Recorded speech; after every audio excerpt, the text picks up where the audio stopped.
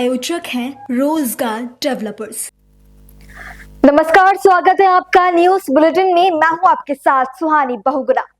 गुजरात के वित्त मंत्री कनुभाई देसाई और सहकारिता राज्य मंत्री जगदीश विश्वकर्मा ने उकाई प्रदेश शक्कर कारखाना के अध्यक्ष और निदेशकों के साथ बैठक की।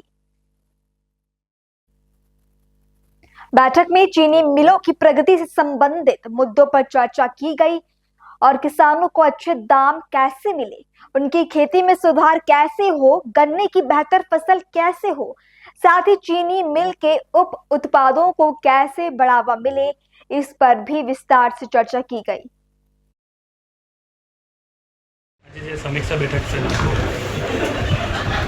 दक्षिण गुजरातની મોટાભાગની સુગરોમાં આજે મારી અને નાણામંત્રી કનુભાઈ સાહેબ, ધારાસભ્ય શ્રી સંદીપભાઈ, અમારા પૂર્વ સાંસદ સભ્ય અને ચેરમેન શ્રી માનસિંહભાઈ, બધા સાથે આજે અલગ અલગ સુગરોમાં જઈને સમીક્ષા બેઠક કરવામાં આવી હતી. વ્યારા સુગરને પણ સરકારે જે સહયોગ કર્યો છે અને વ્યારા સુગર બે વર્ષથી સરસ સારી રીતે ચાલી રહી છે. માનસિંહભાઈ અને અલગ અલગ સુગરના બધા ચેરમેનો દ્વારા ચલાવી રહી છે. તો આજે વ્યારા સુગરની પણ મિટિંગ લીધી છે. ખેડૂતોને સારા ભાવ કઈ રીતે મળી શકે અને ખેડૂતો વધારે વધારે શેરડી કઈ તો ઉગાડે, સારા ભાવ મળી રહે, એ દિશામાં સરકાર પણ વિચારી રહી છે. જે રીતે દેશના યશસ્વી પ્રધાનમંત્રી માનનીય મોદી સાહેબ આઝાદીના 75 વર્ષ બાદ સેન્ટ્રલમાં અલગથી સહકારિતા વિભાગ શરૂ કર્યો છે, તેનું સુકાન પણ દેશના યશસ્વી સહકારિતા મંત્રી અમિતભાઈ શાહ સાહેબ સંભાળી રહ્યા છે. અને તેવી જ રીતે ગુજરાતના મુખ્યમંત્રી માનનીય ભૂપેન્દ્રભાઈ પટેલ પણ ગામડાઓ સમૃદ્ધ બને, ખેડૂતો મજબૂત થાય, એ દિશામાં ગુજરાત સરકાર કામ કરી રહી છે. સુગરના મિત્રો દ્વારા વારંવાર મારી આગળ કનુભાઈ સાહેબ આગળ રજૂઆત આવતી હતી, એટલે આજે મેં અને કનુભાઈ સાહેબ નાણામંત્રીશ્રી આજે સ્પેશિયલ વિઝિટ ગોઠવી અને 5 સુગરમાં આજે વિઝિટ કરી છે. વલસાડ સુગરમાં પણ ગયા સવારે, કાવેરી સુગરના મિત્રો, ગણદેવી સુગરના મિત્રો, ત્યારે વ્યારા સુગર, મહુવા સુગર, અને જે રીતે દર વર્ષે સુગર ખેડૂતો કઈ રીતે વધારે વાવી શકે. ધારો કે તાપી જિલ્લામાંથી પણ અન્ય રાજ્યમાં બાજુમાં મહારાષ્ટ્રમાં સુગર જઈ રહી છે, તો એ જ સુગર ગુજરાતમાં પણ કઈ રીતે રહે અને સારા ભાવ કઈ રીતે મળે, એ દિશામાં સરકાર કામ કરી રહી છે. અને મને વિશ્વાસ છે કે આગામી દિવસોમાં દક્ષિણની અંદર જેટલી પણ સુગરો છે, એક નાના મોટા સુગરના પ્રશ્નો પણ હશે, એ પણ સરકાર સાથે રહી અને સોલ્વ કરશે. वहीं मध्य प्रदेश के मंत्री विजय शाह का कर्नल सोफिया कुरैशी पर की गई विवादित टिप्पणी के विरोध में मध्य प्रदेश के दतिया में कांग्रेस कार्यकर्ताओं ने प्रदर्शन किया। आपको बता दें कि सोफिया कुरैशी ऑपरेशन सिंदूर की सफलता के बाद चर्चा में है। विजय शाह के आपत्तिजनक टिप्पणी को लेकर देश भर में आक्रोश है और इसी क्रम में दतिया के किला चौक परिसर पर विजय शाह का पुतला दहन किया गया।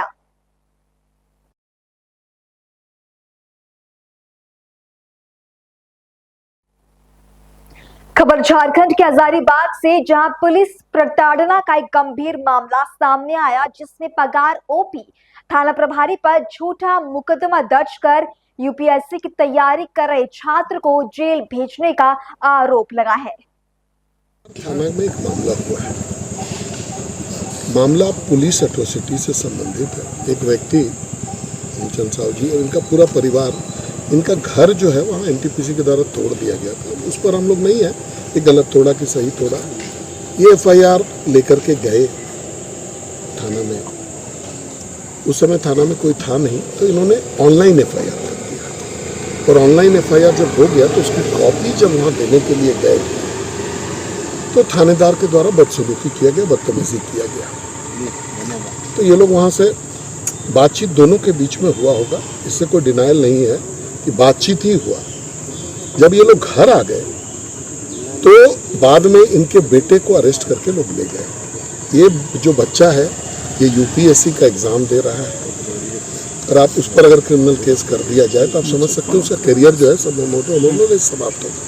बाद में जब इन्होंने पता किया तो पता चला कि बड़ा बाबू जो है वहाँ के कोई विक्की करके हैं, हमको अंदाजा नहीं है, उन्होंने केस किया है कि हमारे थाना में जो है पूरा सामान को छीट दिया गया, थानेदार का गट्टा पकड़ा गया और उसके बाद ये लोग भाग गए, ये आरोप उन्होंने लगाया है, जो कि सरासर गलत है। उसी का प्रतिकार के लिए हम लोग आए थे।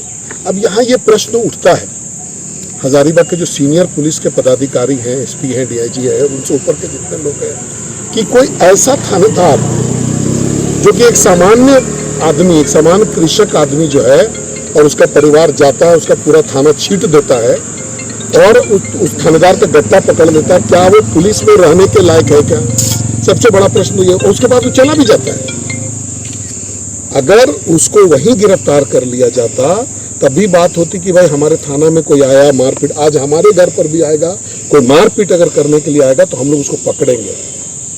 लेकिन आप सोच सकते हैं कि थाना में कोई आदमी, थानेदार का आरोप है कि हमारा पूरा जो है थाना को छीट दिया गया, सभी महत्वपूर्ण दस्तावेज छीट दिए गए, थानेदार का गट्टा पकड़ लिया गया और उसके बाद वो आदमी चला जाता है। ऐसा संभव अगर है तो क्या ऐसे पुलिस पदाधिकारी को नौकरी में रहने का कोई मतलब बनता है क्या? इसी के शिकायत को लेकर के आज हम लोग जो है डीआईजी साहब के पास आए थे। उनको हम लोगों ने अपना पिटीशन दिया है। हम लोग अभी कार्रवाई का इंतजार करेंगे। उन्होंने टीम गठित करके इसको जांच का आदेश दिया है। अब वो टीम जांच करेगी, हम लोग इंतजार करेंगे। हम लोगों ने मांग किया है कि जो गवाह है उससे गवाही लिया जाए और वहाँ पर जो सीसीटीवी फुटेज है उसको जो है उसको देख करके सीसीटीवी से इसका जो है ये निकाला जाए कि क्या घटनाक्रम हुआ है और उसके अनुरूप में कार्रवाई किया जाए।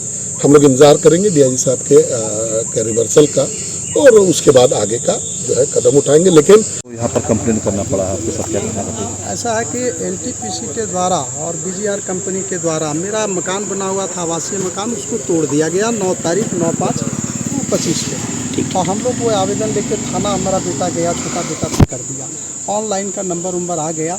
उसके बाद मेरा वहाँ 5 लोगों का, अपना परिवार का, तीनों बेटा का, माँ का और पत्नी के नाम से वो मकान था। बजाते पैसा भी जो माफी हुआ है वो तोड़ दिए। तो घर तोड़ दिए तो हमारा यही उपाय था कि हम दोषी के खिलाफ एफआईआर करें। एफआईआर करने के लिए गए तो ये लोग थाना में लिए नहीं। और जब फिर दूसरे दिन गए, तीसरे दिन गए, तो जब दूसरे तीसरे दिन गए तो नहीं लिया, बेटा गया आया। तो फिर हम लोग 12 तारीख को गए। अब 12 तारीख को गए तो हम लोग दोनों बेटा और हम गए तो बातचीत होने लगा कि सर आवेदन रखिए, आप ऑनलाइन करने बोले तो वो भी कर लिए, आप उसको देखिए, करिए, वो जो दोषी है उस पर कार्रवाई करिए। तो इन्होंने सीधा इनकार कर दिया कि नहीं हम नहीं करेंगे। तो उसी में मेरा बेटा जो पढ़ा लिखा था वो बोला कि आप जो है कानून का उल्लंघन कर रहे हैं, जो कानून है, आप प्रभारी हैं तो आपको इस नियत से काम करना चाहिए कि जो पीड़ित है वो आपके यहाँ आता है तो उसके बातों पर सुनिए, उसका जांच करिए और गलत सही जांचने का आपका। मध्य प्रदेश के जबलपुर से बाल विवाह का मामला सामने आया, जहां कंटगी में एक नाबालिग की चोरी छिपे शादी कराई जा रही थी। हालांकि जैसे ही इसकी सूचना महिला एवं बाल विकास विभाग को मिली तो पुलिस के सहयोग से बाल विवाह रुकवाया गया और परिजनों को समझाया गया। ये कार्यवाही न केवल कानून का पालन सुनिश्चित करने का उदाहरण है, बल्कि किशोरी की बेहतर भविष्य की दिशा में उठाया गया सराहनीय कदम भी है। अगली खबर मध्य प्रदेश से, जहां चालान काटने को लेकर एक युवक और पुलिस के बीच भयंकर झड़प हुई। वीडियो में आप देख सकते हैं कि किस तरह पुलिस इस युवक को खींच रही है और युवक बाइक पर बैठने की कोशिश कर रहा है। दरअसल पुलिस और युवक के बीच ये झड़प बाइक को गलत साइड खड़ी करने को लेकर हुई। युवक का आरोप है कि पुलिस ने उसके साथ मारपीट की और उसकी पत्नी को भी धक्का दिया। दोनों के बीच जब झड़प हुई तो वहां राहगीरों का जमावड़ा भी लग गया और लोगों ने भी पुलिस के इस बर्ताव से नाराजगी जताई। हालांकि मामला बढ़ता देख एसडीओपी ने जांच कर कार्रवाई करने का लोगों को आश्वासन दिया है। आज शाम में पुलिस अधीक्षक महोदय के द्वारा जो पैदल पेट्रोलिंग और चेकिंग की जो नियमित कार्रवाई होती है उसके लिए थाने का स्टाफ थाना प्रभारी के साथ में निकले हुए थे। इसी दौरान एक मोटरसाइकिल जो कि गोली कुशवाहा की थी और वो रोड पर खड़ी हुई थी, जिसे हटाने को लेकर के एक विवाद हुआ, जिसमें गोली कुशवाहा और उनकी जो पत्नी थी, जो 2 बच्चों के साथ भोला कुशवाहा और उनकी पत्नी के द्वारा जो है जो गाड़ी को ले जाने से मना करने पर उनके द्वारा ही शिकायत की जा रही है और उससे कुछ वीडियोज है केस में एक जुम्मा जुटी करते हुए नजर आया जा रहा है कि थाना प्रभारी और उनके बीच में एक हाथापाई लड़ी हुई है, जिसके बाद से गाड़ी और जो महिला कुशवाहा है उनको थाना लेके आया गया, जिसमें पत्नी भी साथ में, पत्नी को भी लाया गया और उस सबके वीडियोज जो है वो वर्तमान में उपस्थित है।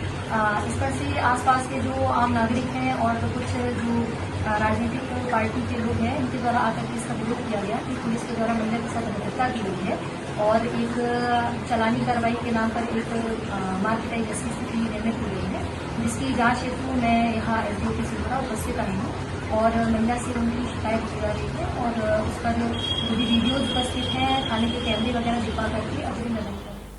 खबर राजस्थान के जोधपुर से, जहां जूते की दुकान में भीषण आग लग गई। आग लगने का कारण शॉर्ट सर्किट को बताया जा रहा है। आग लगने के कारण लगभग 12 लाख का नुकसान हुआ है। वही घटना की सूचना मिलते ही दमकल की गाड़ियां मौके पर पहुंची और कड़ी मशक्कत के बाद आग पर काबू पाया गया। बिहार के दौरे पर आए कांग्रेस नेता राहुल गांधी एक नई मुसीबत में फंस गए हैं।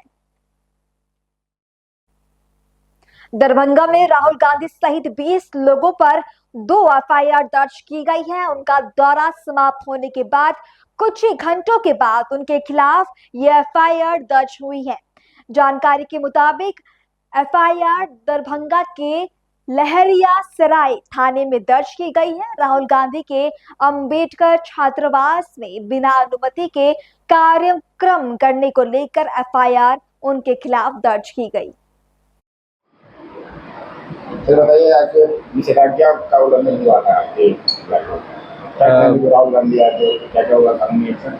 जैसे उनके द्वारा जो अनुमति मांगी गई थी तो उनको टाउन हॉल दिया गया था, बट उनके द्वारा टाउन हॉल ना जा करके दूसरा एक छात्रावास है जहाँ का डिमांड किया जा रहा था, जिसकी अनुमति नहीं दी गई थी, वहाँ उनके द्वारा जाके सभा किया गया, जिसमें मेरे द्वारा वहाँ पे धारा BNS की 163 मैंने वहाँ पे निषेधता लागू की थी, जिसका उल्लंघन हुआ है।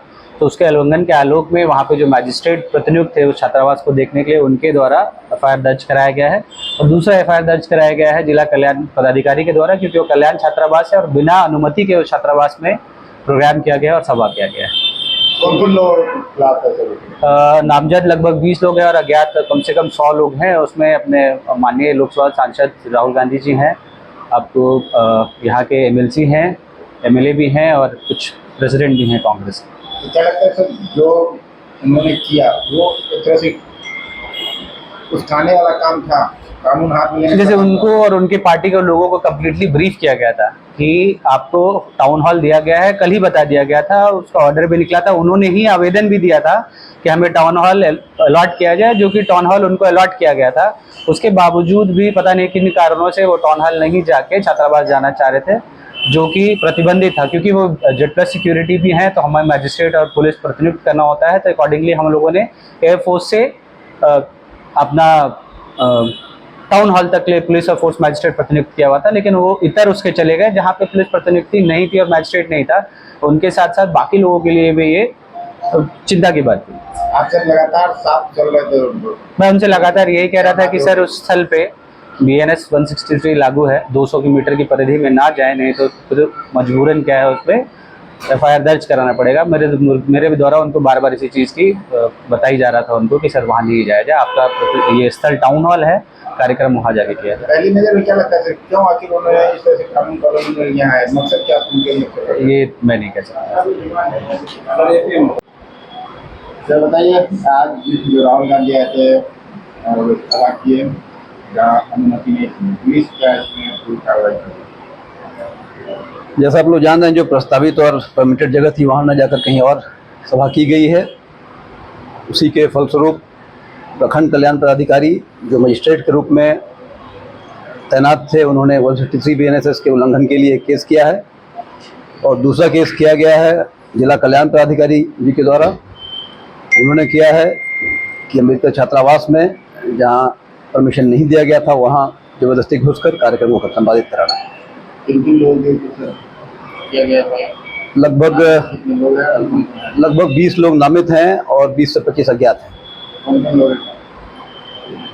माननीय नेता प्रतिपक्ष लोकसभा श्री राहुल गांधी जी भी हैं, कांग्रेस के अन्य नेतागण हैं, कुछ विधायक भी हैं, जिला प्रभारी हैं और भी कई गणमान्य लोग हैं।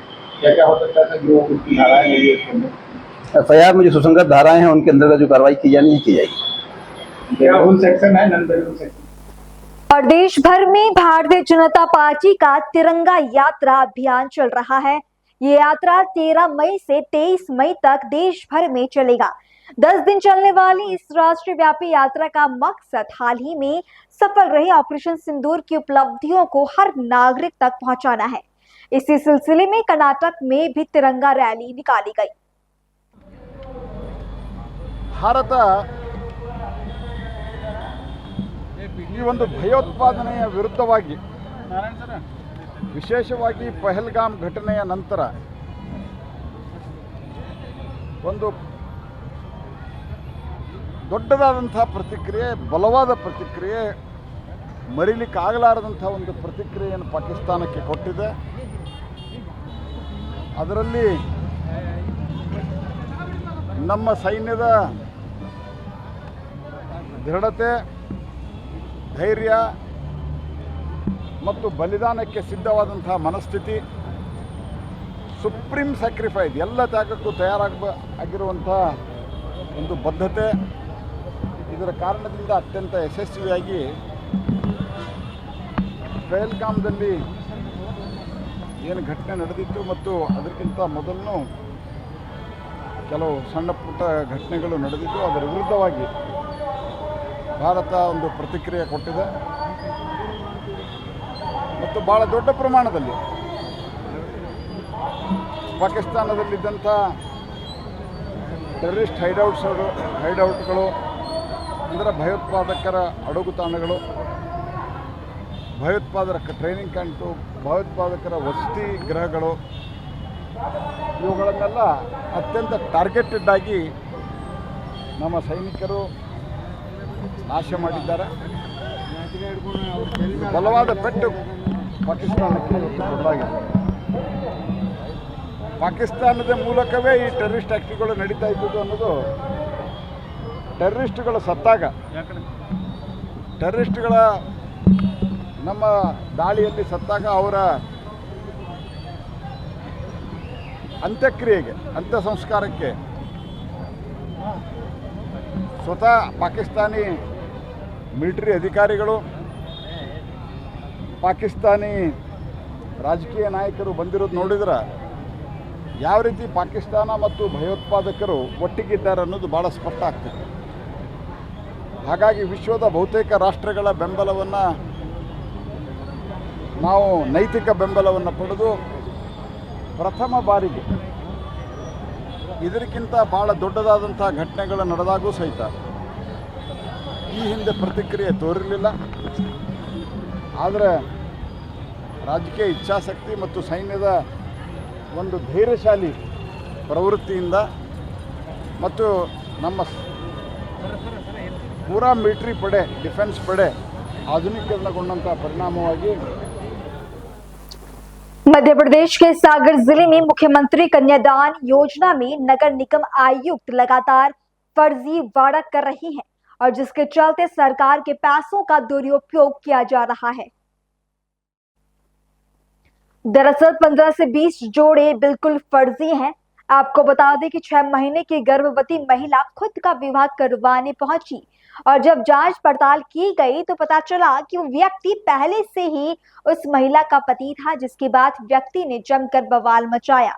तो वहीं दूसरी तरफ कार्यक्रम में खाने को लेकर गड़बड़ी सामने आई, जिससे ये अंदाजा लगाया गया कि इस आयुक्त राजकुमार खत्री ने शासकीय पैसों का पूरा दुरुपयोग किया है।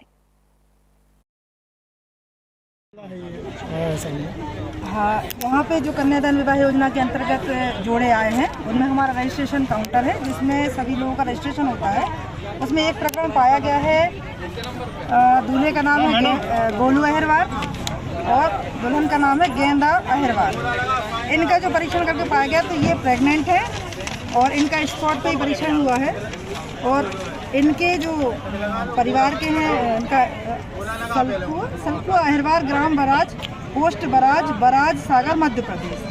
इनके प्रकरण में पंचनामा तैयार हुआ है। इसकी आगामी कार्रवाई प्रस्तावित होगी, क्योंकि ये जो है आवेदक फर्जी है और ये गर्भवती स्त्री है। मैडम ये किसी के नाम से भी धमका रहा था, कोई भाजपा नेता की धमकी दे रहे थे, वो क्या स्टाफ नाम? के साथ हाँ मिसबिहेव कर रहे हैं, जिसके लिए पुलिस बुलाई गई थी। उन्होंने जिनका नाम लिया है वो मैडम क्या नाम है? हाँ मैडम मिहिलाल बता रहे हैं। नाम ले रहे थे कि उनसे बात कर लो। कोई मिहिलाल था, ये नहीं मालूम कौन मिहिलाल। मकरोनिया नगर पालिका अध्यक्ष है वही। ये नहीं मालूम, हमें नहीं मालूम कुछ, हमने बात तो बात कराने के लिए बोल रहे थे क्या? हाँ कहते बात करो, हमने कहा हम किसी से बात नहीं करेंगे। किससे बात करो? मिहिलाल जी से। फिलहाल बुलेटिन में इतना ही। देश और दुनिया की बाकी तमाम खबरों के लिए अब बने रहे पल्स 24 न्यूज के साथ। नमस्कार। इस प्रोग्राम के प्रायोजक थे रोजगार डेवलपर्स।